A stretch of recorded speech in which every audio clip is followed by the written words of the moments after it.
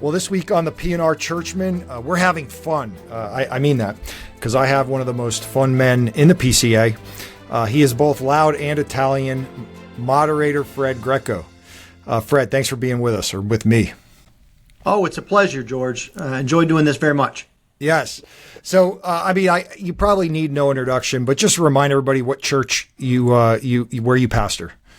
Sure. I am the senior pastor of Christ Church in Katy, Texas, which, if you don't know where Katy is, it's West Houston. And Houston's a very big place. So Katy is a suburb of Houston that's bigger than most American cities. It's about 600,000 people now. Wow. And so, it's a very big place. I've been here now 18 years. I came here, was ordained as a minister of the gospel in 2006. This fall, our church will be celebrating its 25th anniversary. It was founded in 1999. And so my family is very Texan. There's a saying that goes around, we weren't born in Texas, but we got here as quickly as we could. And so all of my kids, I think on some level, consider themselves Texans. 3 of the 4 of them live in various parts of Texas. My second son is married with our first grandchild, and they live in a suburb of D.C. in College Park, Maryland. They are members of Wallace Memorial, PCA, in College Park, Maryland. So, yeah. Well, wow, that's great. There's already a lot there I want to ask you about. And so for this episode, for our listeners, there's a few reasons I want to interview Fred. One is obviously he's a former moderator who this year handed or passed the torch. Another is he teaches a great class at Birmingham Theological Seminary, and just want to talk about that because that's a great way for guys to bone up on their polity, and we'll get to talk about that. But I want to also learn a little bit more about Fred because I see him on podcasts. He's done stuff for Gospel Reformation Network with Dominic Aquila. He's obviously been a moderator. He's been on all kinds of podcasts, but what do we really know about the guy? And so thanks again for being on here. So let's just dig into some of that personal stuff first, Fred, and then we'll get to other stuff like polity and BTS. But so are you the second pastor at that church? I am. The founding pastor, John Gregory Farrell, passed away some years ago from cancer. He started Christ Church in 1999 and then moved on to another church in our presbytery. When I graduated from Reformed Theological Seminary, Jackson campus, in 2006, we took the call here, moved south. I told my wife that I can't really move her much further south and have English as the primary language, because my wife is an interesting and lovely lady. She is a Buffalo gal like I'm a Buffalo man, but she hates the cold. I often ask her how she survived living in Buffalo, and she says, I was just cold all the time and wore lots of clothing. So it's interesting. We never complain when it's 95, 98 degrees here. One of my sayings is you don't have to shovel heat. And so we enjoy being in Houston and being in Texas. Is she Italian also? No, she is Spanish and Polish. So it's kind of interesting, George. My background is Italian and Polish, and hers is Spanish and Polish. And I like to say the only way that our kids could have been more ethnically Catholic is if there was some Irish in there somewhere. And so that's right. Yeah, we've got all that covered. Although, we're Presbyterians. My wife grew up in a what was at the time a PCUSA church, is now an EPC church in a suburb of Buffalo. It was one of the conservative confessing churches fighting the fight until eventually they left. They were the victims of how the PCUSA deals with things. The church was actually older than the PCUSA presbytery. It's more than 200 years old. Wow. And when they left, the presbytery made them buy their building back from the presbytery. So now they own it, and it's an evangelical church. Good man is the minister there, and my in-laws are members there. And so my wife grew up in that kind of context. I grew up kind of nominally Roman Catholic, although I did go to a Roman Catholic grade school. And in my very early days, I was an altar boy. So one of the things for folks who aren't of a Catholic background, it was my job. This is kind of a big job for, a kid who's like 10 or 11. The altar boy has to hold this as kind of bells on a hook. Yep. And when the magic moment, when the host turns into the body of Christ, you're supposed to ring the bells at the right time so that everyone knows that's the case. So that was my background and upbringing up until middle school. I always wanted to be that guy. I grew up Melkite Catholic. So my family's from the Middle East, and that's it's in Eastern Catholicism, different rite. But I always went to Latin rite schools. And so, but I wasn't able to be an altar boy there. I had to do it in the other one, and I wanted to be, because I wanted to ring the bell. Yes. Yeah. So you are from New York. You're a New Yorker, although Buffalo's not anywhere near the city. Definitely cold. I went to school at Rensselaer Polytechnic Institute, which is Troy, New York. Okay. Yeah. So that's Eastern, but it's still, they consider it upstate, And so I know about that. When I say I'm from New York, people think that I'm either from the city or I'm close to the city. They don't realize Buffalo is, New York is not as big as Texas, but it's very long. Yeah. So people will say, well, growing up, did you drive to New York City and do stuff? And I'm like, no, that was 10 hours away. Right. And Buffalo is much more like Detroit or Cleveland or Pittsburgh than it is New York City. It's really kind of a Midwest city. Yeah.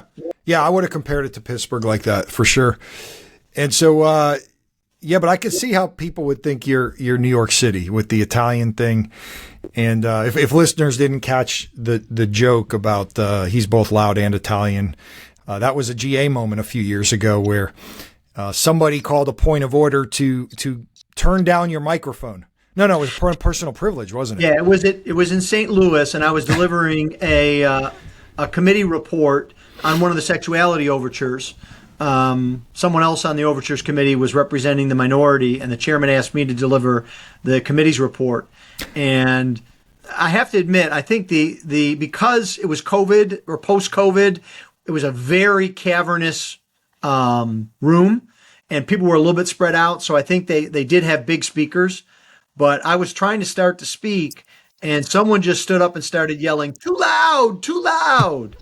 And then, of course, I think, George, he was deliberately trying to throw me off my game. Yeah, this guy was a minister. He's no longer in the PCA. He was the subject of discipline and is no longer, not for that, but is no longer in the PCA. And I just turned to Brian Chappell, who's the state clerk behind me, and I said, excuse me, I have the problem of being both a preacher and Italian, so I have to be loud. And that kind of, Is that what you said? I'm going to have to look for that moment. I thought it was, I am both loud and Italian or something like that. So the assembly laughed at that, and I think actually it was ironic. That kind of helped, and my position prevailed in that vote. So it certainly didn't hurt me. But I quickly became a meme. I'm not sure if Zoe Miller, one of the Presby girls, was responsible for that. She's certainly responsible for several memes of me. There's about 8 or 9 memes from when I was moderator back in 2023. But that one of the being loud is stuck. Now, I will have to say, my sons tell me, he was telling me about a joke that his pastor always tells. Pastors do this. In his church, the pastor's joke is that he's the Uber for the youth group. And he looked at me and he said, Dad, it's like your one joke that you're loud. Well, there's worse things to be associated with. Exactly. So, but I do. Exactly. So that was St. Louis. Would that be 2021? Yes.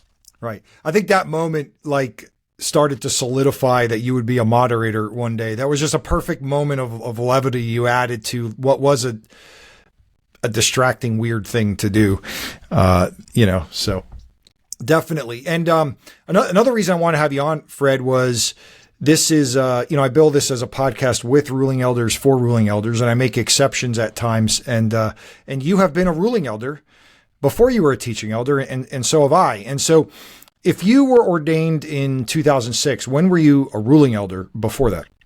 I was ordained in 1998, and at the ripe old age of 28.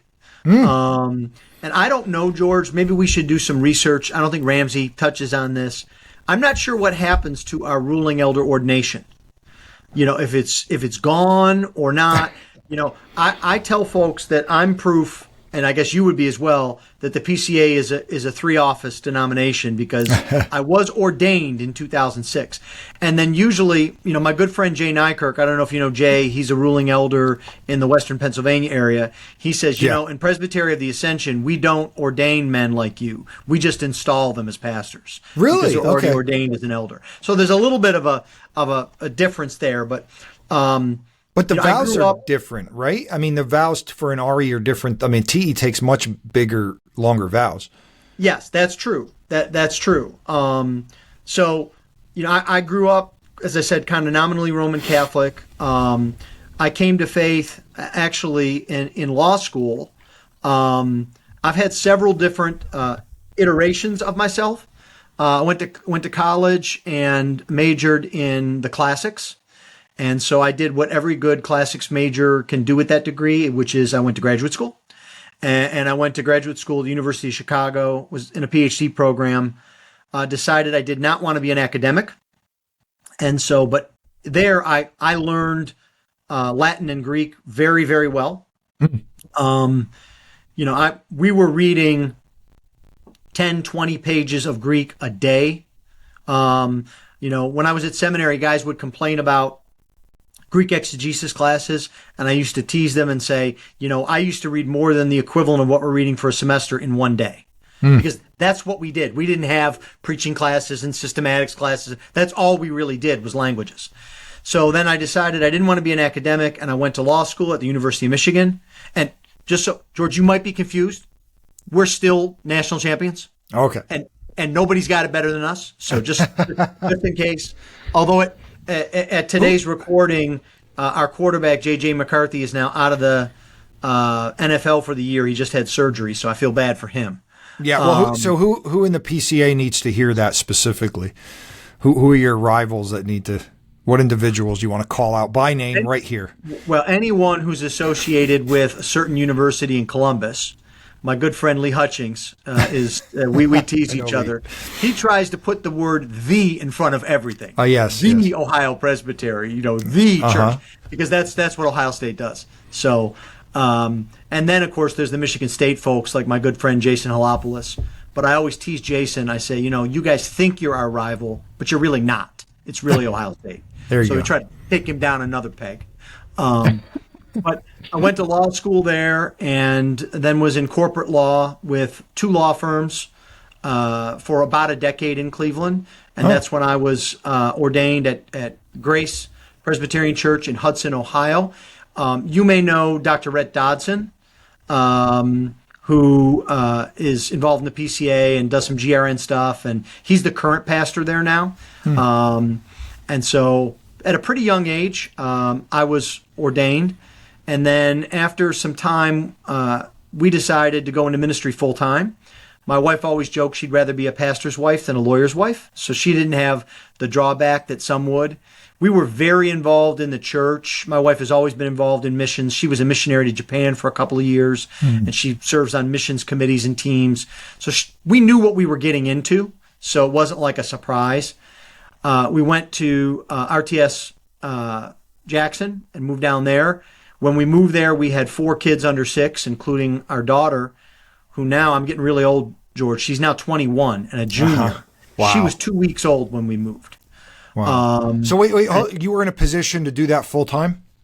Yes. Well, what we wound up doing was we moved to Jackson, and I left the law firm, and I became general counsel for a small startup company. Cool. So okay. I kind of lawyered my way through seminary. I also was a stated supply at a small church in Chula, Mississippi, which is north of Jackson. And I worked as a teaching assistant. And so, we all can look back and see God's providence in our life. So, I went into the classics and did all of this. And, I had my own plans and set up. And And what God was doing was, without me knowing it, preparing me for the ministry. When I set foot on the Jackson campus, I knew more Greek than everybody on campus, including many of the profs, because of what I'd done, not because of how smart I was, because of my training. And then when I became... By the way, that is something I think most people would never have guessed. I mean, I would have figured, obviously, you have an MDiv, you did your Greek, but I wouldn't realize you knew it that well. So that's a cool little tidbit. Yeah. And then being a ruling elder and now being a teaching elder, I was very much helped by my training in law school. A lot of people think that you go to law school and they teach you laws. They don't, because at a place like Michigan, people graduate and they go to work all over the country where the laws are all different. So they can't teach you what, a certain law is. They teach you how to think like a lawyer, how to read documents, how to parse documents, how to make arguments, how to see, challenges, etc., which is super helpful for preaching, but is even more helpful for doing the kind of BCO work that I've gotten to do. It's kind of hand in glove. And so again, I had no intention of employing it that way. That was God's providence. And so, it's neat to see what the Lord does as you look in the rearview mirror. Yeah, definitely. So again, my background's an engineer, and what I found is, I know you're going to immediately disagree with this, but that's okay. What I found is there's a lot of similar thought patterns in engineers with lawyers because of the process, because of having to understand procedural things and see the interconnectedness of things. Oh, good. You agree. No, I agree with that. Yeah. So but here will be my little zinger for you. Engineers can follow a process. Lawyers look for loopholes around the process. So that's right. I mean, it's interesting. One of the things about being a lawyer is to try to find creative solutions. Yes. And so, that's, I think, helped me pastorally, that you try to find creative solutions, whether it's in counseling or whether it's trying to advise churches with discipline matters. You don't want to break the rules, but you want to find solutions that will be helpful and solid. And so, that kind of mode of thinking is, I think, helpful for church work. Well, I love that. So, did you ever face sort of stereotypes with people that because you're a lawyer, that you may not be very pastoral? And obviously you are a pastor and you are pastoral. Has that ever surprised people, your heart for them, as opposed to just being procedural? Maybe initially, but by now, after having been a pastor for, not quite half my life, but a very long time. I mean, I'm getting old. I've been a pastor now. Grandfather 18 now. years. Yeah, I'm a grandfather. I've been a pastor for 18 years. I was a ruling elder for almost 10 before that. And so, I've really, had the opportunity to be in the ministry for a long time. And so, I don't think necessarily it surprises anyone anymore. Unless someone is involved in the PCA or has taken one of my classes, they almost don't even remember I'm a lawyer because that's so far in my past. Right. Yeah. No. It is. Yeah. But it always sticks with you. I mean, same for me being an engineer. Like also with people where worked for P&G, and so that kind of just comes with me, even though it's been 25 years. Maybe 20 years. So it does follow you. But I've found that, people typecast me because, well, you're an engineer. I am a linear thinker to some extent, although I can see the big picture fairly well. But then they're kind of taken back as I interact with them one-on-one pastorally. Right. And I found the same thing, by the way. Like the engineering has equipped me. I think those organizational gifts were viewed pretty quickly on the session. So I was a deacon first. So I guess would you call me confused or something? That went deacon, ruling elder, teaching elder. But pretty quickly they saw some teaching gifts in me and like the administrative side or the administrative giftings. And so I became a ruling elder and was really just able to use my gifts there. And it is amazing how the Lord does equip and develop you for what he has for you in the future that you don't even have any idea about. That's right. That is right. And, I think having skills like that developed is really a help to the church. So, most pastors don't have administrative gifts at all. They don't like it. They don't want to do it. They try to pawn that off. I'm the guy that helps keep our office organized and keep session, meetings organized. And my guys know that that's, a skill set I have because of my training. And, it shows up in the work I've done in the church. One of the jokes that I tell is over the years, I think I've secretaried about everything in the PCA. And as a result, I've stopped carrying a computer to meetings. I'll just take my iPad because, if you have a computer, that makes you double guilty of being a secretary. Hey, you can type. So, but I think, this is the Lord uses all kinds of gifts. One of my very good friends, David Strain, his training was as an artist. And I can see how that helps him be a pastor and a preacher. And so, the Lord just uses different experiences and giftings that he's in control of to, as Paul says, the various parts of the church. We need each other. And so that's kind of, in my opinion, that's neat to see. Wow. Even in you just saying that, I'm preaching through Genesis now. I mean, I'm only in chapter 3, so very early. But God's an artist. God's an engineer. He gives law. He is judicial. There's all that, and he creates us in his image to go and be and do those things for the good of society, for the flourishing of the world, for the creation mandate. And so there is a sense that whether artist, lawyer, engineer, whatever, like it's not like you can typecast a pastor because we need to have the heart of the Father. Right. And certainly we're going to be more gifted in certain areas than others. I mean, that's why I'm super blessed here. I have 2 guys that work here that have very different gifts than me, and they always highlight that. And they love people much more patiently than I do. Not that I don't, but right. they're able to do that. And I'm able to direct and guide and set the vision and bring people with me, and so, yeah, the pastor can have different strengths and gifts, and you hope, if you're in a position to have assistant or associate pastors, that those can get complimented, but certainly by your session, they ought to be complimented, don't you think? Yes, I agree completely. Yeah. So what's, how big is your session? We just ordained 2 new ruling elders this summer. So I have 6 ruling elders currently on my session. I have currently 3 assistant pastors. So they're not on my session. They're not voting members. Anybody studying for a Presbytery BCO exam, that's the difference between an assistant and associate, or at least one of them. But they typically attend our session meetings and they typically speak. They have the privilege of the floor. We don't often have contested votes. Right. So really in our session, it's not as big of a difference between an assistant and an associate. That's a reasonable size. Our church is about 360 members. And so we get 3 commissioners to Presbytery and General Assembly. You're right over that threshold. That's right. We've been hovering right below it. We can't get that 3rd, man. So you got to find some people to come to your church. So I know. My elders are very involved in the broader church's work.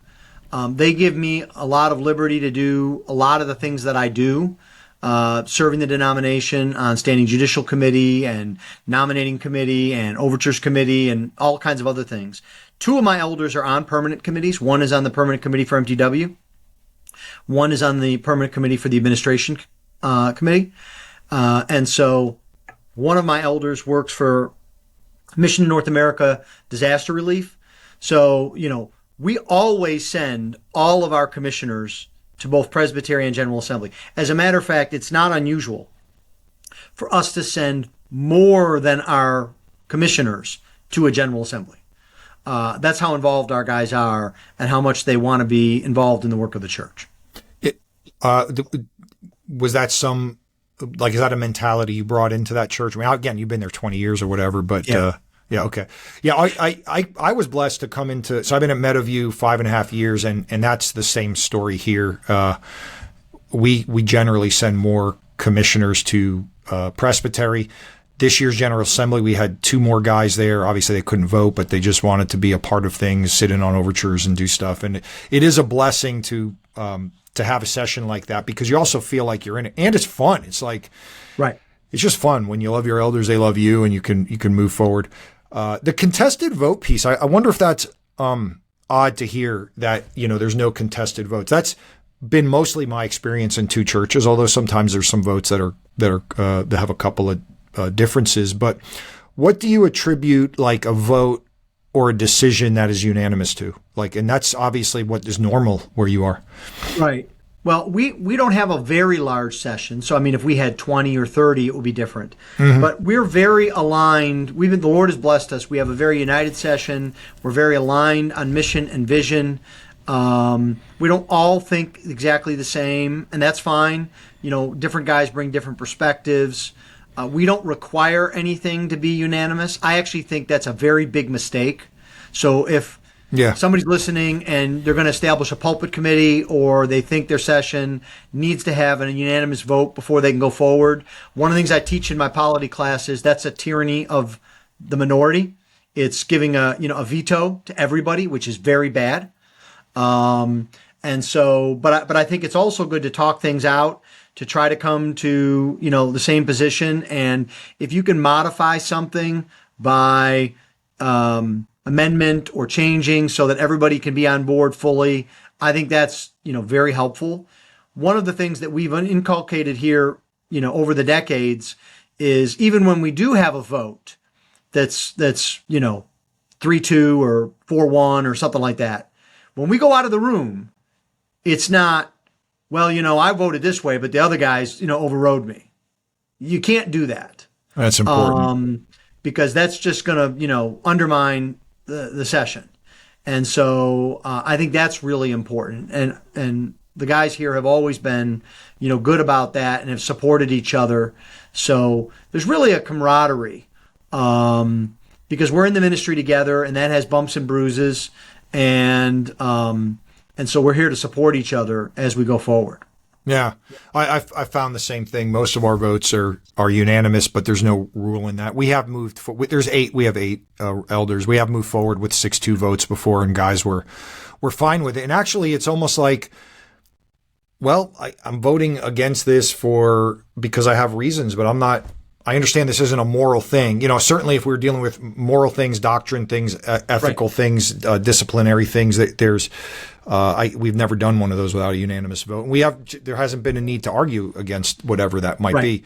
But again, when you're talking about like decisions that you're making just to be able to worship and paint colors or whatever else, it's like you let but not every session's like that, Fred. I've heard guys dig their heels in on non-moral things, and I just don't understand it. Well, believe me, I see it all the time at the SJC. I see it all the time. Because not only do you have sometimes divisive votes, you have complaints, and, complaints, come up.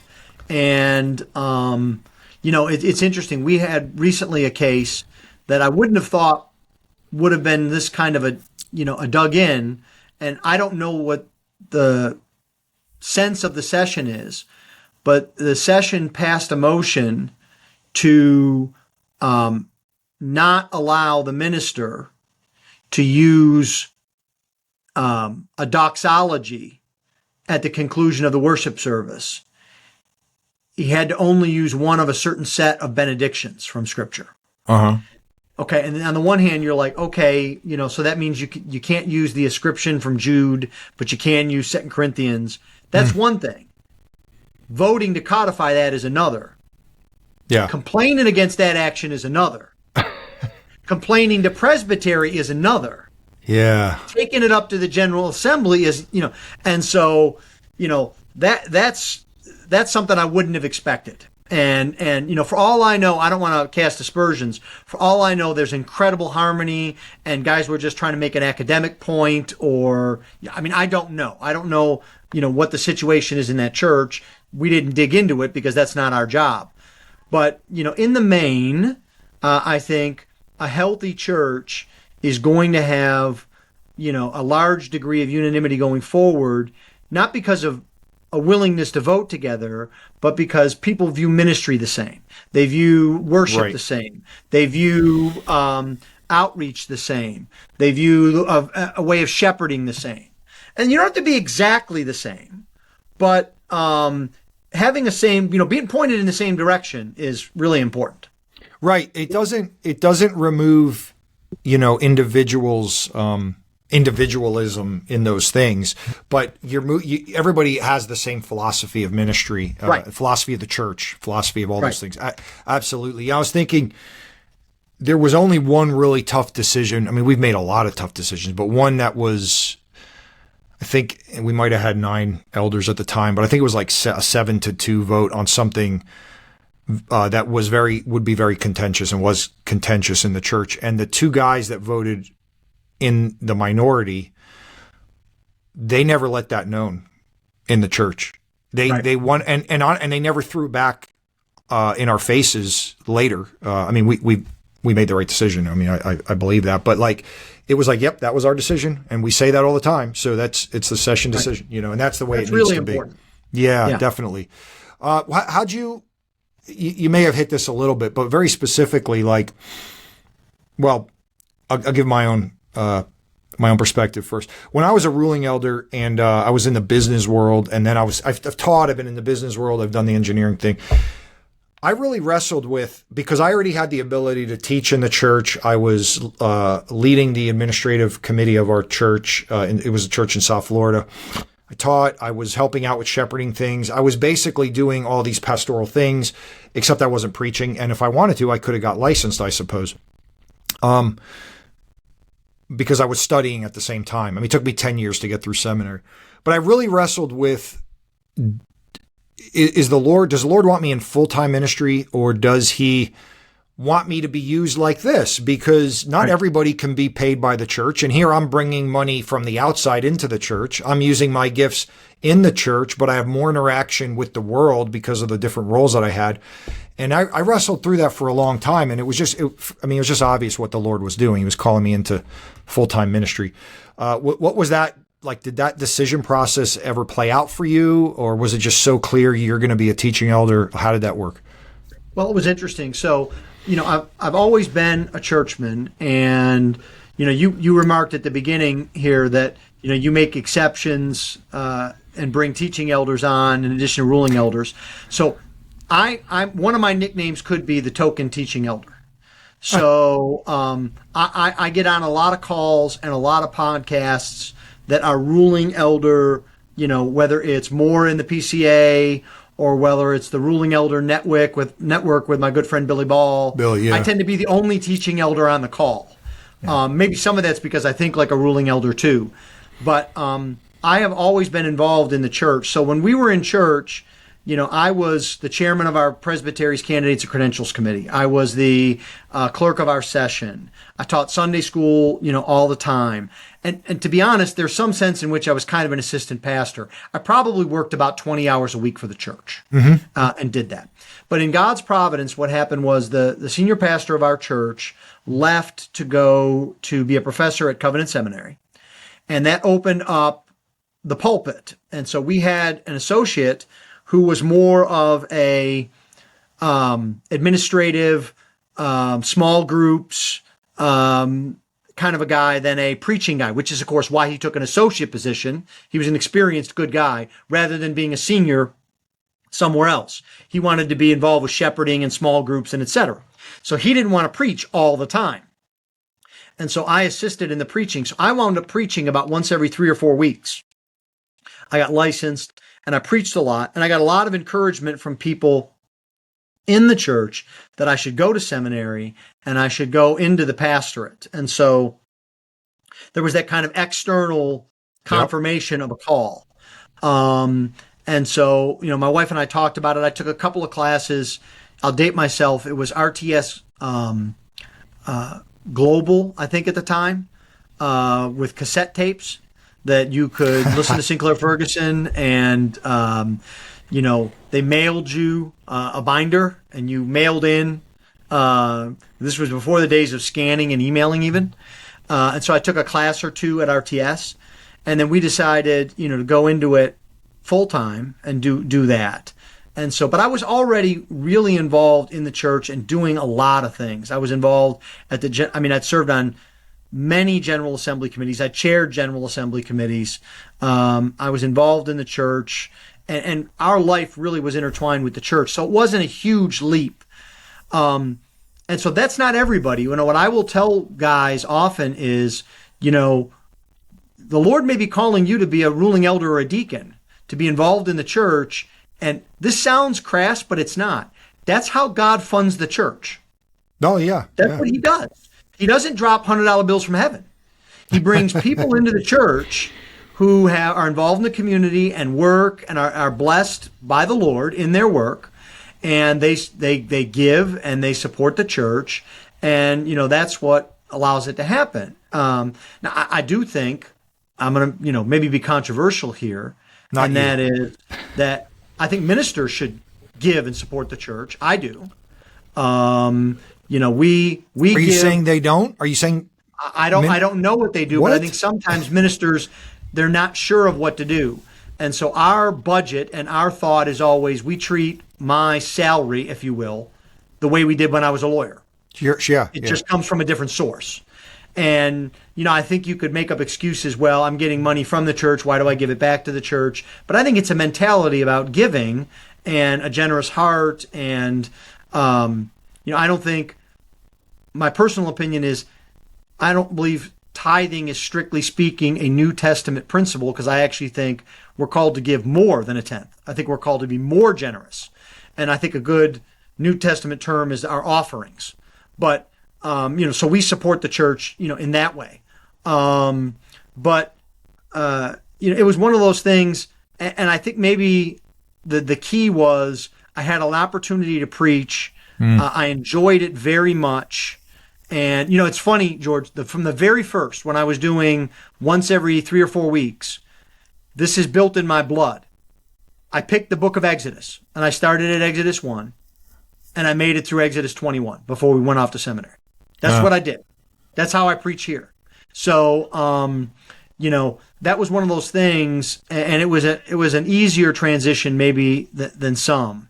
But, ruling elders all have a very special place in my heart.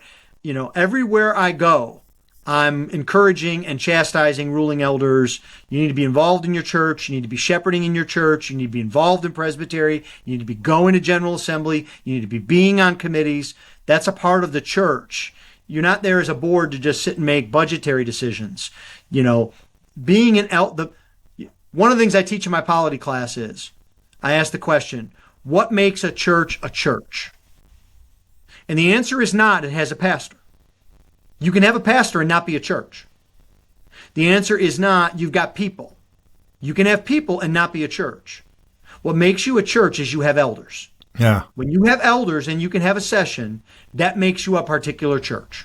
Now, I think particular churches have to have people, and they should have pastors. But ruling elders are essential to the nature of a church.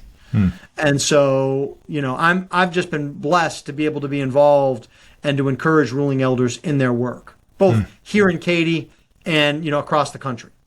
Yeah, and I think what's instructional, just by your own testimony story there and what you encouraged us with, is be tested, be used, be available. Like if there's a willing heart to serve where you're needed to serve, will lead to exercise of gifts, development of gifts, the leading of, well, if he's gifted in that, maybe we can trust him with this. These are biblical principles. Absolutely. And I would say the same story for me. I mean, when I went to the church in Florida for the first time, and I was tested first I was serving a lot of places, so I was tested and will be a deacon, and then they started seeing my heart to want to teach, and I started going to seminary, and it's anyway, you get the point in you get the point in what I'm saying, and you just laid out the same thing. I mean, there was a need to preach, and you preached, and obviously they liked what they were hearing. They saw the Spirit working in you.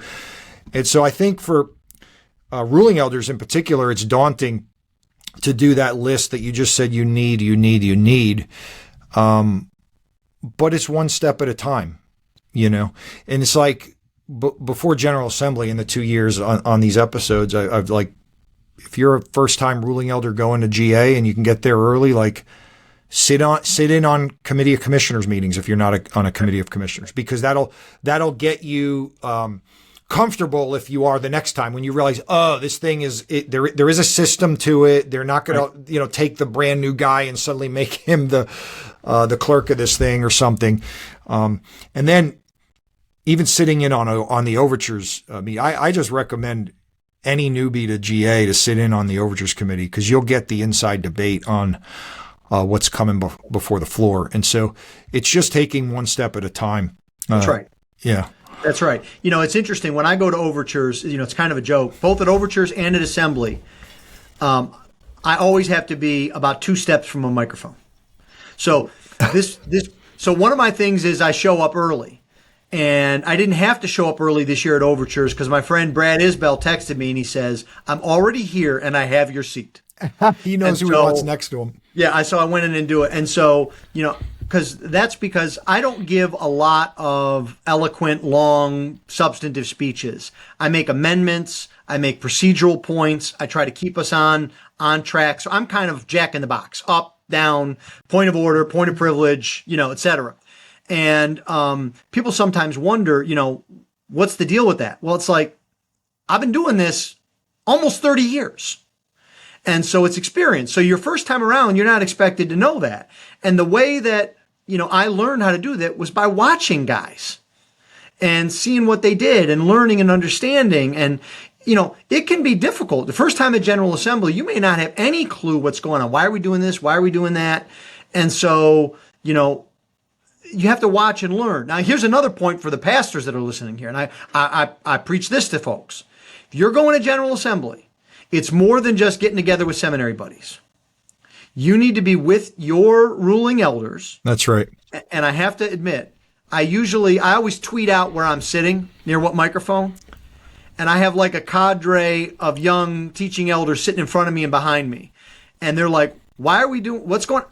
Okay, we're doing this. And if we vote this way, we're going to do this. And if we vote that way, we're going to do this. Yeah. Pay attention. I want my guys to know what's going on. I don't want them to be befuddled because, there's a lot of acronyms and there's a lot of quickness and there's, I like to let them know what's coming up. This committee report's coming up. This is going to be important. This is why we're dealing with this, et cetera.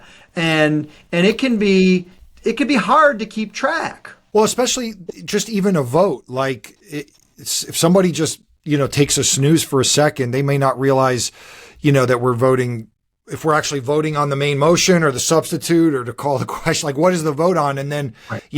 A yes vote actually means no for what you want. And, that's right. And those things. So you definitely have to be engaged. You can't just sort of check in for a vote. Yeah. And I remember, so 2 years ago was the first year that my good friend and ruling elder here, Kevin Miller, went to GA. And he sat right behind you in the overtures committee, and he felt like he had the inside game because whatever you would be, and you would lean over and like he was laughing because you didn't know him, and you probably, maybe you'd recognize him now, but like they would do something or say something, and you would lean over and give him commentary on like how they did it wrong or what they should have done or whatever it was. And so it definitely, I understand why people try to follow you around, and that actually leads to the moderator piece of this discussion, which I think that's been done on other podcasts pretty well. But you were moderator last year, and what was that like? Well, 2 years ago, last year was my good friend Steve Dowling, because it was a ruling elder year. Well, this was this year, right? I guess depends on what you talk about the year. So yeah, 2023. That's right. Yes. That's right. And the way I describe it to people, George, is that if you couldn't tell from looking at me, I had the time of my life. Yeah, you did.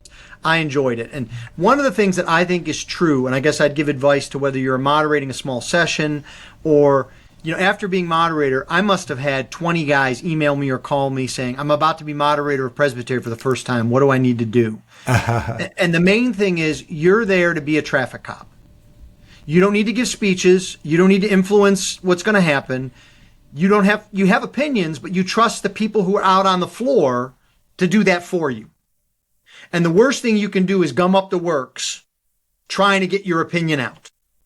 And so I try to repeat what we're voting on. I try to explain what we're voting on, like especially on overtures. If like the recommendation is in the negative, if you vote yes, you're actually voting no, and if there's, a substitute, if we vote this, the substitute becomes the main, it's trying to explain it over and over and over again. And so that was one thing. And then, I have to admit, it's just part of my personality. I enjoy that. And so, I have, I enjoy, quips and humor. Like when I was moderating, there was one go back and forth, and the comment I remember making was, this is great. In one motion, I got to tell both Joey and Howie to sit down. That was great. I remember that. Now sometimes, and you know this well, sometimes it gets the better of you because, I was asked to make a ruling, and I made a ruling, and then someone asked again, and I was trying to be funny, and I was trying to tease my good friend Bob Mattis, and I got caught I actually reversed myself without thinking about it. And then, of course, there was the classic moment, which, I think Bob has got probably this clip somewhere in a safe to save for the rest of his life, where I said, "I'm sorry, I am wrong and you are right." Yes. And then you've seen, of course, the classic picture.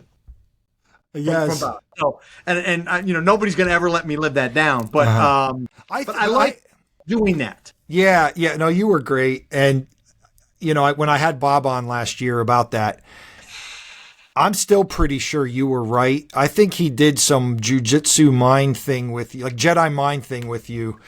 And because like we went back and forth on, but yeah, that was a great moment. And what that all showed was just the great love in the denomination amidst, difficult debates that we've had over the years. And, I would say when you're good at what you do and you're fair, even those on the other side of the aisle are still going to be in your corner because they want things to run smoothly and fairly. That's right.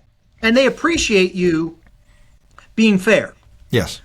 And so I got, I was surprised at this past year's assembly how many men came up to me and thanked me for the job I did the year before. Yeah. And again, I don't think I did anything to influence any votes. I didn't appoint any, study committees. I didn't try to put my thumb on the scale, and so I just tried to keep everybody clear. Sometimes that wasn't easy. I don't know if you remember when we had the big kind of kerfuffle about the RUF affiliation agreement. Yeah. I was, talking to someone, and I said, "Yeah, I think I got asked the same question 6 times." And Dr. Brian Chappell looked at me and he said, "No, Fred, it was 9. I counted." And I went back and looked at the tape, and he was right. Wow. And so, you just keep repeating the answer and doing that. But what I think about that, George, is, I love the church. And I think I can honestly say that describes you too. And it describes a lot of guys in the PCA. We love the church, and we may not agree on a certain vote, but we love the church and we want the church to go forward. And there are controversial positions. There are positions that are even, I think, important to debate. There have been votes that I have been disappointed in. There have been votes that I've been very happy have gone a certain way. But the range of debate about what we have is so small compared to other places. We're not debating whether the Bible is true or whether Jesus is God.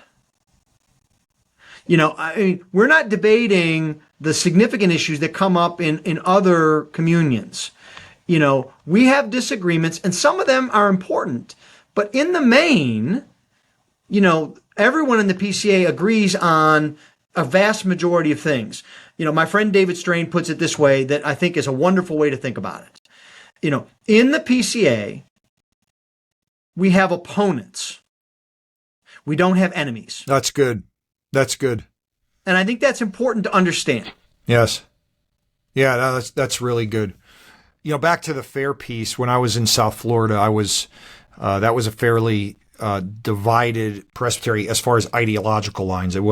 there was a lot of warmth there. It wasn't like enemies or anything like that. But I was moderator there because they knew I could be fair, And what I found even in the presbytery I was in, we've just changed presbyteries before, where we've had heated debates, because almost every presbytery's had heated debates over this sexuality stuff. I mean, there's people that have felt very strongly on both sides or on either side for 5 years, Right. And guys were often surprised when not on those issues, but other issues, I supported or backed their argument.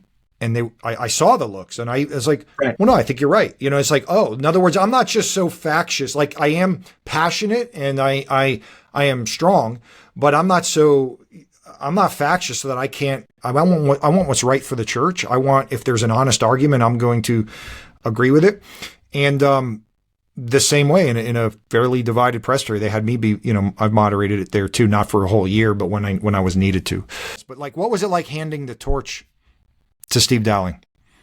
It was fun because I love Steve. I've served with Steve for a very long time on the SJC and even before then.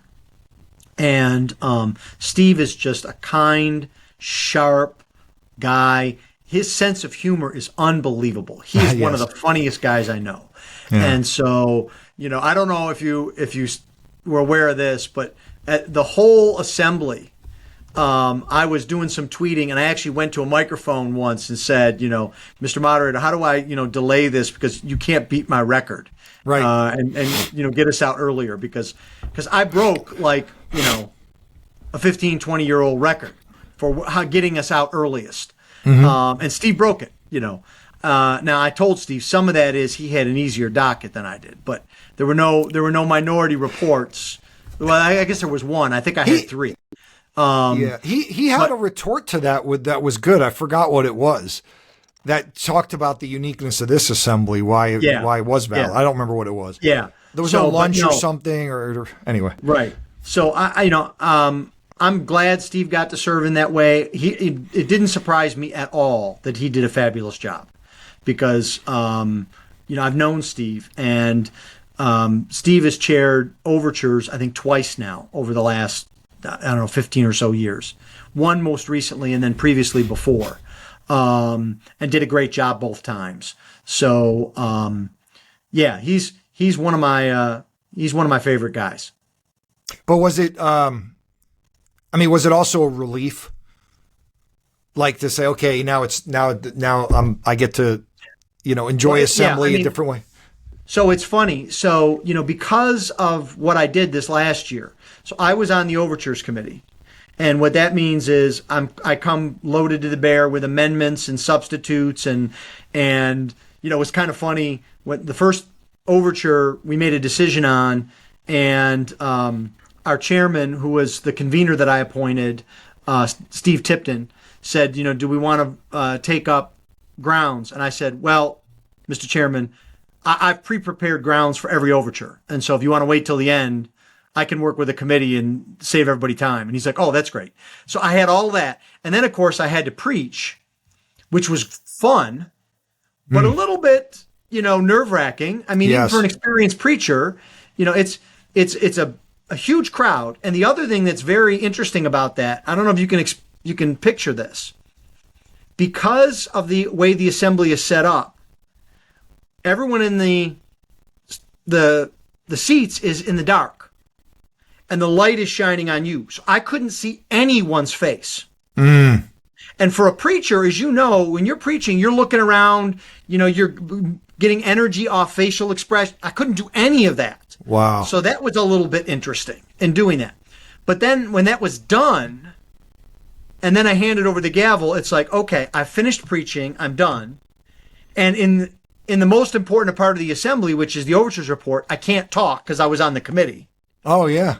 And so it's like, okay, I'm done. I'm just going to sit here and relax. Tweet. I think I made, my greatest contribution to the assembly was during the review of Presbytery records.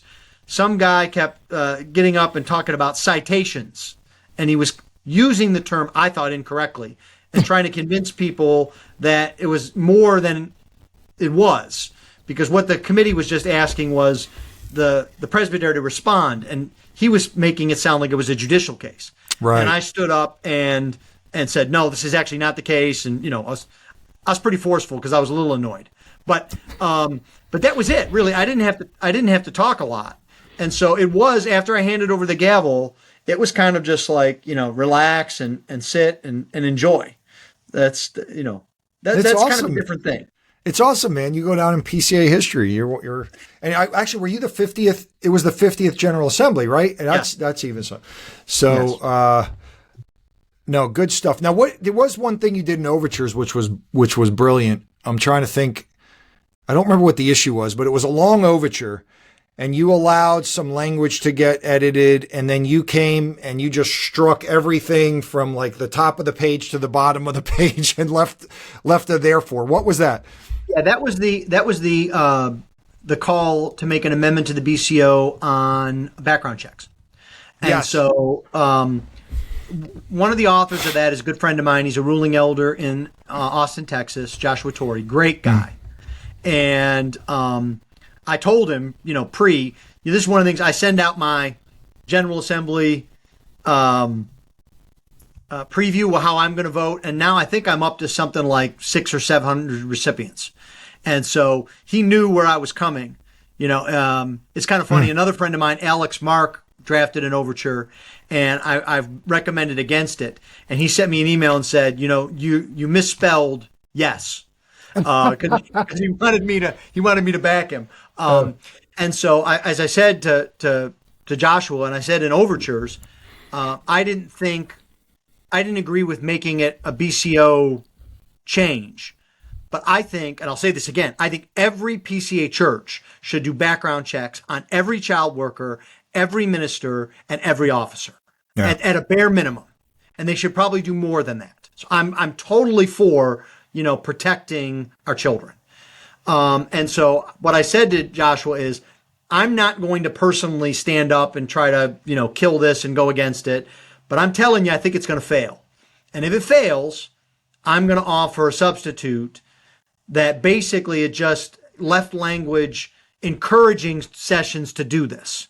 Because I also didn't think it would be wise if the assembly's answer was, no, we're not going to do this. Right. So what we ended up with was kind of pious advice to presbyteries and sessions. This is really good. And I know that didn't satisfy a lot of people. I understand that. But I still think that was better than the GA saying no. Right. That's what I did there. Do you think, this is getting into issues now, but do you think some of that is, I don't know a better way to say this, so I don't say this disparagingly, but some of that was just virtue signaling. I don't know a single church that doesn't do background checks. Now, I don't know the breadth of it, but every church I know of does them on their children's ministry workers, does them on their pastors, I believe does them on their officers. Do you know of any churches that don't? I think there are churches, especially smaller churches, that don't. Because I often get calls about that. What do we do, et cetera. And, we've been doing this kind of stuff, George, for a very long time because a member of my staff, Dr. Duncan Rankin, has done work in this area for decades. And so he's a huge resource. He's at your church? Yes, he's one of my assistants. Oh, okay. And so, I think there are some. So, I think there are some folks that just wanted to see something happen. Right. But I think there are a lot of folks that wanted to, really encourage or make churches do it. And they thought the best way to do it was to make it mandatory. I didn't think that was the best way to do it. But I don't think they had bad motives at all. No, I know that. Okay, so let's move into Birmingham Theological Seminary. So this is the reason I wanted to highlight this is it's such a great opportunity for people that find our polity clunky, complex, they don't understand it. You could take a class from Mr. Moderator himself. And last year I sent 2 ruling. Well, I didn't send. I said, I just showed them the opportunity to take it at BTS. One of them audited it, so he didn't have to turn in any papers, and then the other actually took it for credit. Because these classes will count toward leadership certificates or Presbyterian leadership certificate or other leadership certificates, but they can be used toward a master's degree, either an MA or an MDiv at Birmingham Theological Seminary. And with the new Reader Center there, they're just doing great stuff at BTS, and they're nimble. They're doing it great, and they get great professors that are experts, and you're one of them. So, how'd you get linked up with that, and what are you going to be teaching in it, or how do you go about it? What's your methodology? I've been teaching polity for a long time at RTS. I've taught it at RTS Houston and at RTS Dallas, and I've kind of advised in other areas on there. Harry Reader was a dear friend for years. And through Harry, I got to know Ike, and I would consider Ike a good friend as well. Yeah. Ike is obviously the president of BTS. And Ike asked me to consider teaching that class. I did it over Zoom so that it could be done, on a weekly basis and not on an intensive basis. And as you said, it was, you could be an auditor, you could be a certificate guy, you could be a MDiv student, and the class was the same. The requirements, papers, exams, etc., were different based on what degree or not you were getting. And so, I love to train churchmen, and I love to talk about government, because to me, government is important, and it's a way to bring pastoral sensitivity to bear. To explain why we have the rules we have. They're not unimportant. They're actually there for a reason. And so, I think part of that, there's a lot of folks who have seen videos that I've done with Dr. Dominic Aquila. I think they're available through more in the PCA or through Gospel Reformation Network on the YouTube channels, etc. And so, I talked about in the class principles of polity, and then we went through the Book of Church Order in a more dedicated way than I even do at RTS, because this was, for Presbyterians. It was more PCA centric than some other classes that I've had. And I did that last year. Lord willing, I'm going to do that this fall as well. It's my understanding that, one of the things that's great about BTS is they use technology really well. And I think they're going to record the sessions and divide them up into like micro lessons of 20 or 30 minutes or something, and make them available, to churches and to officers to do that, which I'm glad to do. And so I really enjoy the interaction. I really enjoy teaching these principles, things that I've thought about, things that I've, tried to hone my skills on. A lot of folks will ask me questions about a section in the BCO. And usually what happens is I have an answer, and then I send an email to a half dozen really trusted friends and say, okay, this is what I think the answer is. Do you agree with me, or am I missing something? And sometimes I'm missing something, but often they'll go, oh yeah, no, we think the same thing. And then I'll answer the question, because I want that kind of knowledge to roll out across the denomination. And so I think BTS just does a great job. I really think they do. And I'm really looking forward to seeing what happens with the Reader Center. That's obviously a new initiative. But we start up again. I think the Tuesday after Labor Day is. So I think you can still sign up. There's still time, and I don't have the link, but maybe you can post it in the show notes or something. And would be glad to have as many folks as we can. We're going to be doing it Tuesday evenings, I think 5:30 Central Time to 7:30 Central Time. It's a great way to spend. Great way to spend your night. Yeah, so bts.education, that's their website, and you can go look at class schedule. You can contact BTS directly. They're very good at responding to, or you can contact me. I'll help you get hooked up. BTS is a sponsor of this podcast. Ike is a friend, and they do use technology well. You'll be on, every class may use a different platform, but you'll be on basically a Zoom call with the class, right? Right. Which also means they will be recorded. So, for example, if you think, well, Fred, you just mentioned Tuesday, but I know I've got, 2 Tuesday vacations coming up, you can watch the recording afterwards. Mm-hmm. So, you're not gonna miss if you have to miss on a given week. Yeah. Do you have a grader? Who grades your stuff? You do? Yeah, and so that's the hardest part of my job. and that's the part that my wife, who is a math teacher, who teaches high school and middle school math and the homeschool co-ops here, and she's constantly on me. She's like, you need to grade those more quickly for your students. You need to get back to your students.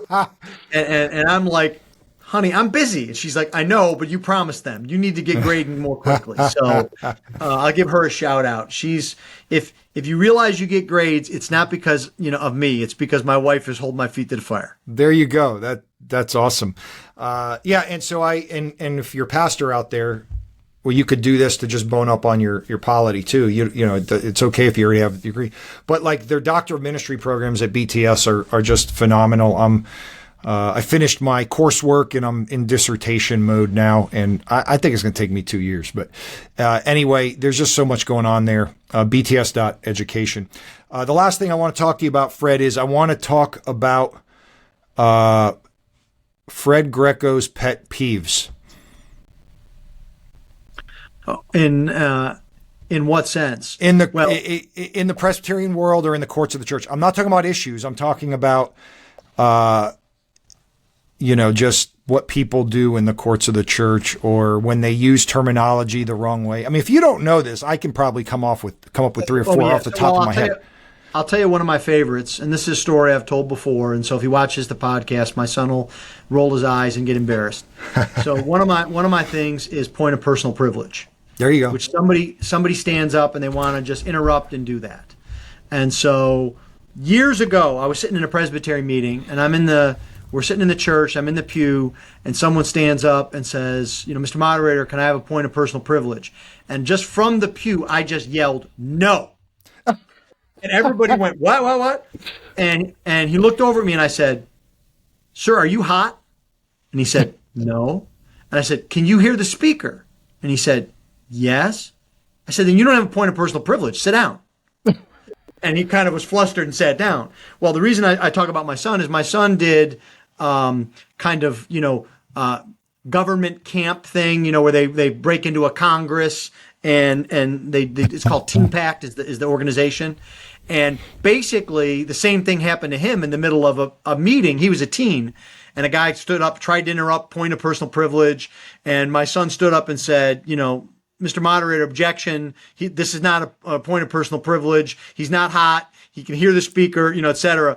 And then he came home and he said, and Dad, the moderator agreed with me and he made the guy sit down. And I said, that's awesome. Away. That's good. Yeah, because people use that because they just want to make a speech about nothing. They just want to say something. People. They want to cut the line. And, you can't cut the line. You got to stand. Or it's like there's a similar thing. Guys will try to call a question by just yelling. You can't call a question. I didn't call on you. Sit down and do that. And so the other thing, it's a pet peeve. You don't need to know much when you go to assembly or presbytery for the first time. You don't even have to, I think you should go a few times before you get to the microphone and speak. You should figure things out. But you can speak to an issue. But do not stand up at a mic and say something the equivalent of, well, Mr. Moderator, I don't really know where we are. I'm not really sure where we're going, but I want to help. And the answer is no, sit down. You're not helping. Yeah. And so this happened. I was out of the room at an assembly. I want to say it was pre-COVID. It might have been 2019. And I came back in and there was this whole consternation. And we were all bound up because someone had made a motion to skip all kinds of reports or the permanent committee reports. And the problem is you can't just not have the reports because they're in the rules of assembly operation. You can move them in the docket, but you can't skip them. And we spent, I don't know what it was, 20 minutes, 30 minutes debating whether we were going to do this. We spent more time than the reports would have been. And then I came back in and I asked somebody, what's going on? And they're like, well, this is going on. And I stood up and I said, Mr. Moderator, isn't it true that even if we pass this, we can't do what the speaker wants? And he's like, yes. And I'm like, okay, thank you. And then that kind of ended it. So, if you don't know what you're doing, don't offer advice. That's a little bit of a pet peeve. Every assembly, it happens once. And yeah, I remember Roy Taylor when he moderated, his last, the year after he was no longer stated clerk or whatever, they let the guy, whoever was trying to change something, and then there was somebody else, and basically Roy leans in and he goes, "Escape with your life." And he leaned out. In other words, we're just going to forget that just happened. People forget there's reasons for doing things. This was a long time ago. This was, I think, it might have been the strategic plan year. And someone rose and took every item out of the omnibus I think it was the administrative committee report. Ugh. And it's like 50 items. And so my wife, who I've joked knows more about assembly than half the teaching elders in the PCA, because she's been sitting in the back for a dozen or 13 assemblies. She texts me and she says, "Who is this guy and why did he do that?" And so I'm like, okay. So sometimes it's better to keep your seat. It's the old saying, rather to be silent and be thought a fool than to open your mouth and remove all doubt. And so learn and see, what's going on. Ask people. And so, a lot of times, especially in overtures, it's now gotten to the point where guys will come up to me as we're doing stuff and lean over and say, "I'd like to make this motion. What do you think?" And I'll be like, "No, because we're debating this. It's going to be out of order." Or, "Yeah, that's fine with me. I'm not sure I'll vote for it, but I think, you can do that and go right ahead." Yeah. Learning what to do, or asking questions. I'm certainly not the only guy you can ask. There are a lot of guys who have a lot of experience and are willing to help in the PCA. Yeah, Jay Nykirk, which, I don't think he knows me. I met him a few times, but he tends to serve the same role that you serve, it seems to me, in that. So what are other pet peeves? You didn't hit the one I'm thinking of yet, so there's going to be more. I don't know. Sure. You tell me what you're thinking of, and it'll probably be the answer be yes. But what do you do when somebody stands up and says, they're being examined, and they stand up and they say, "I take this exception"? Oh, well, you could tell them you can't take an exception. You could take a stated difference. You can register a stated difference, and it has to be in your own words. Which now we require that in writing in my presbytery to make sure we've got it in their own words. Yeah. And then the presbytery has to approve it and categorize it. Okay. They can grant you an exception to your difference, right? Right. And I think this is kind of a little bit more controversial. I don't think just by saying you have a stated difference and for a presbytery to approve your exam means you are free to teach that difference. I agree with you. I think the presbytery can grant you the right to teach it, and if you do teach it, you have to teach it alongside the confession's view. And if the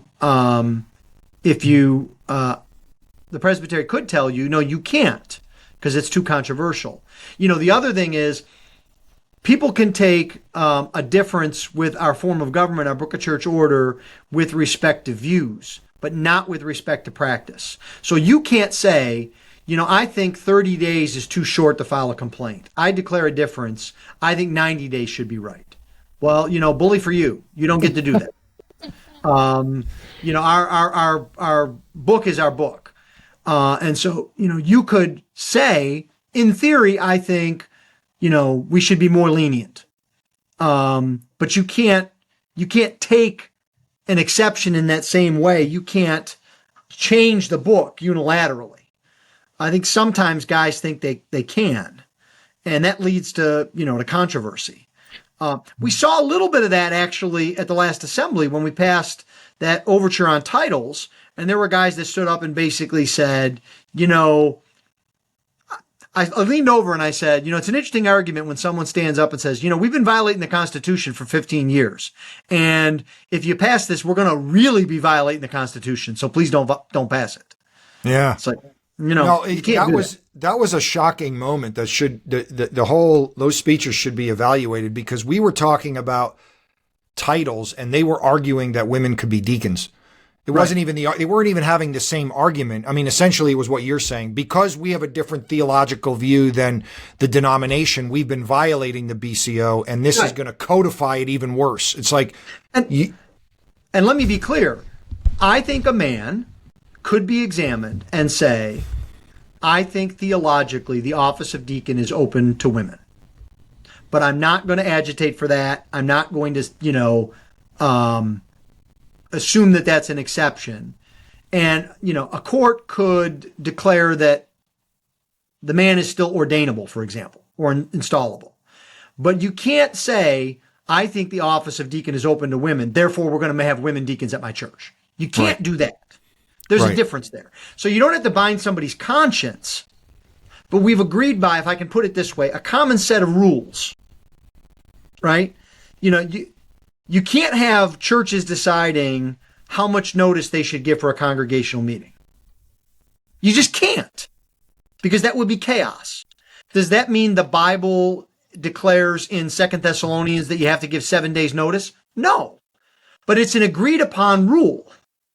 And you've got to follow that rule. And we even see that in the vows we take. You just have to agree that the form of government is in accordance with biblical principles of polity. It's not that you have to agree that the scriptures are inerrant or that the system of doctrine in the standards is the exposition of the scriptures.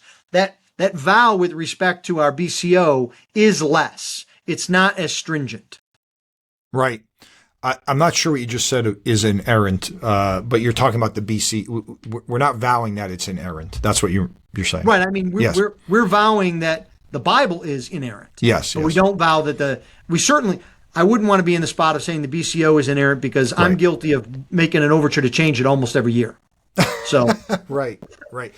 What do you think of the terminology? Because we just keep going here. What do you think of the terminology of the standard exceptions? I think the problem with the standard exceptions is it causes people not to think. Mm-hmm. I understand that there are certain exceptions or stated differences that courts have dealt with over and over again and decided they're not harmful to the system of doctrine. I get that. But I think we do men a disservice if we just wave it off. So, for example, one of the standard stated differences is with respect to Westminster 21:8 and the recreations clause on the Lord's Day. Now, you could maybe find a link and put it in the show notes. A friend who's in the ARP, Reverend Ben Glazer, has written a really nice article on this, that basically it's not what you think it is. Right. So guys will take a stated difference and say, I don't agree with the confession because I wrestle with my 5-year-old on a Sunday, or I kick the soccer ball in the backyard. And that's not what that means. It means you're not going to go to a professional baseball game. Right. You're not going to be on a travel ball team and absent in worship. That's what it means. And so when we just sort of say, oh, it's standard, we, number one, allow people to have a wrong view of it. And number two, they don't engage. Here's another one people take all the time, is with images of Christ and Larger Catechism 109. So in my presbytery, when everyone takes any stated difference, we require them to state it and to give to us a representation of what the confession's position is. Oh, that's good. So that we understand that they know what the confession is saying. We understand if they don't agree with it, but we want to know that they're actually disagreeing with it, because it's very possible for guys to take differences. And in the main, their reason for the difference is, I heard this from my seminary professor and it sounded good. Now, if you're going to take a difference, our standards are not inerrant. The church and its pronouncements are not the Bible. But the Holy Spirit does work through the church. And the deference, I think, should be to the church's view of the Bible.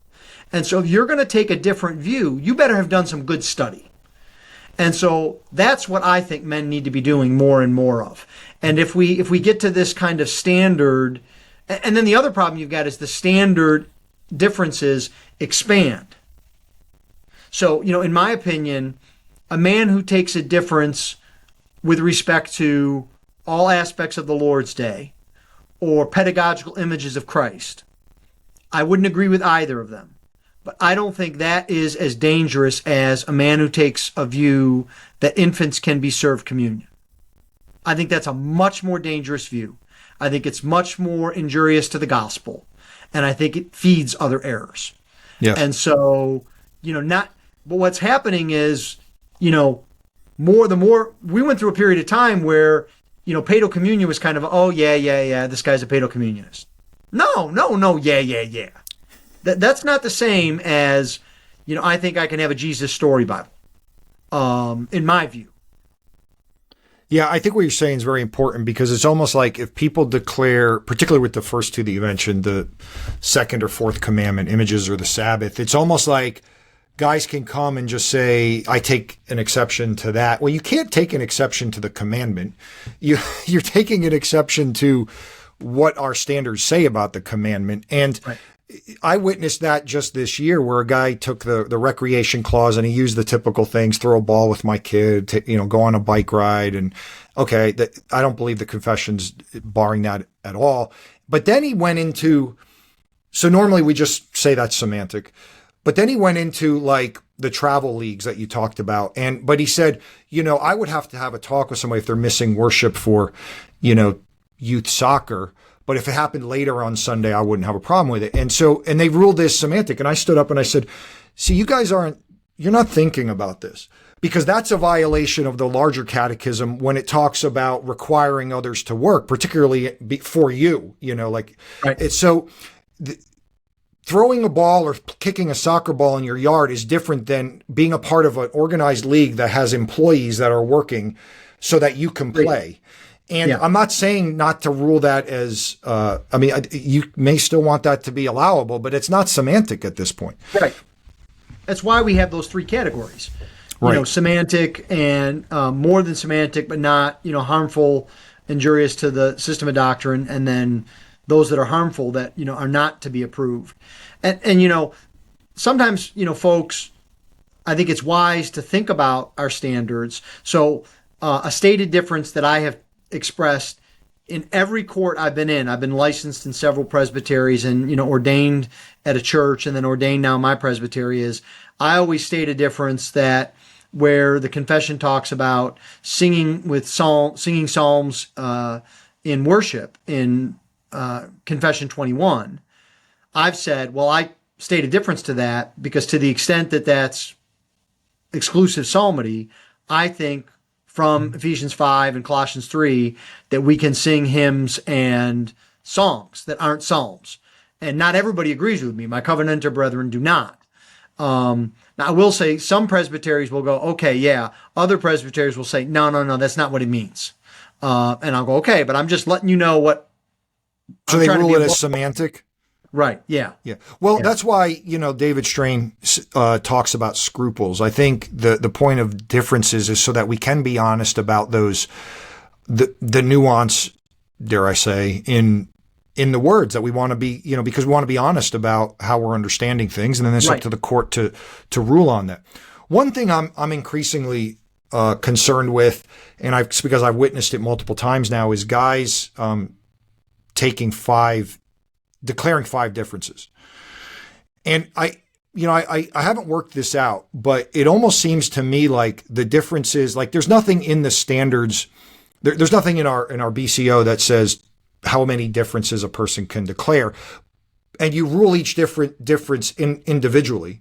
Right. But isn't there a point where they compound to the point where this person does not have the same view, a Westminsterian view of Reformed theology, and do you get what I'm saying? Like, there's a compounding effect that we're not taking into account. Like, if somebody takes exception to the second commandment, the fourth commandment, to creation, to marrying papists, and another, I forgot what the other common one I'm seeing now, and I'm just seeing it's a regular thing, 5 differences.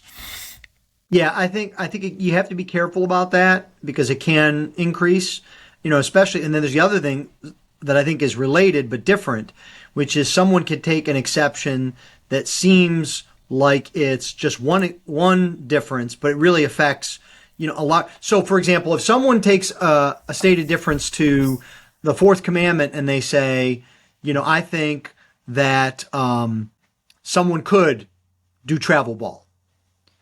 That's different than when someone says, I take a stated difference because I think the fourth commandment is no longer binding because it's fulfilled in Christ. Well, then you've just leveraged yourself into covenant theology and into the law of God and into the continuity of the covenants. I mean, that's a much bigger ball of wax. And so I think, we need to do that.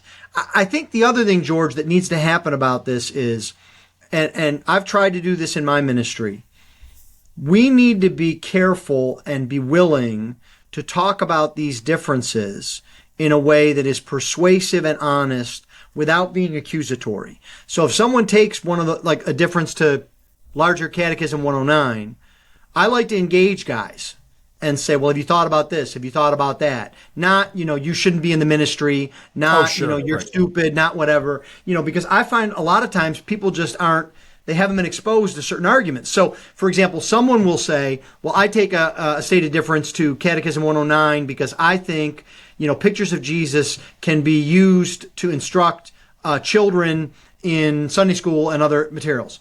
And, I have to admit, I get a little cheeky and I say, oh, you mean something like picture images can be the books for the unlearned? And they'll go, yeah. And I'll go, you know who said that? The Pope. Oh. Because of course the Roman Catholics don't have any problem with, and so, I'm not trying to be a gotcha, but, think about the implications of this. And I think we do a disservice to guys if we don't have back and forth and interaction. And that can be one of two ways. We can either ignore it and not raise it as an issue, or we could treat it like it's this monumental do or die hill that we've got to be on and, we can never compromise ever on.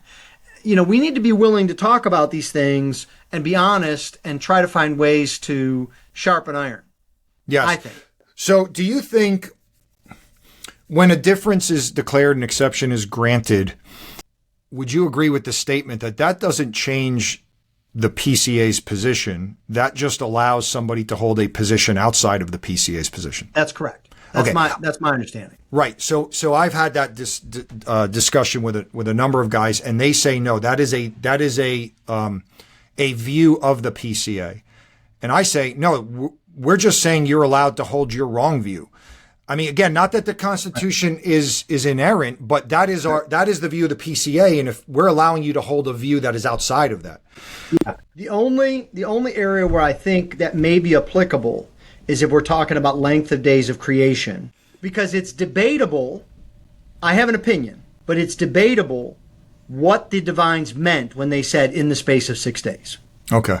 So that's why it's not because we had a creation paper and that means that's the official position of the PCA. Our study committee papers are in theses and they're pious advice. They're not binding. But that would be the reason why that's debatable. But if you say, I could work a job as an engineer on the Lord's Day, that doesn't, and you're granted to be ordained with that position, that doesn't make that a PCA position. It doesn't. Right. You can't change the Constitution through an exam.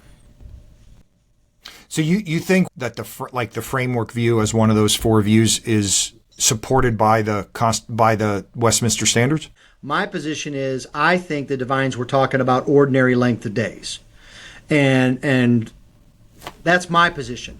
But I think a court could say that the language there is not specific enough to require ordinary calendar days.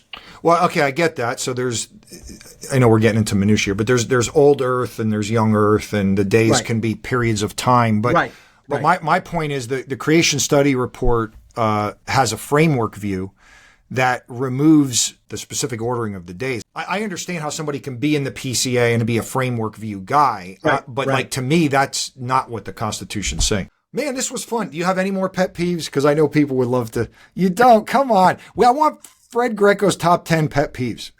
Work on it and you'll come back on. All right. Very good. Very good.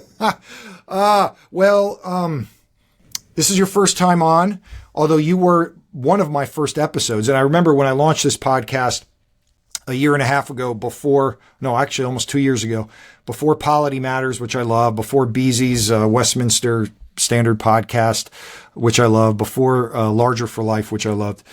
you were one of my first episodes, and you didn't even know it. And then you saw it online, and you said, "Wait, I'm a part of this podcast." And you being the lawyer, I said, "Am I going to get sued?" And so I put a talk you had given. This was actually my first exposure to you. It's probably 4 years now. From the GRN conference, you had given the ruling elder talk in Birmingham, and I'm on the general counsel with the GRN, and John Payne and Mel said it was fine to run. So you have been kind of on it. And then I was sort of baiting you to be on it when I had the whole episode with Bob Mattis, and you weren't invited, and we talked about you. And so now you're finally on, and thank you for doing this, Fred. Glad to do it. It's been fun.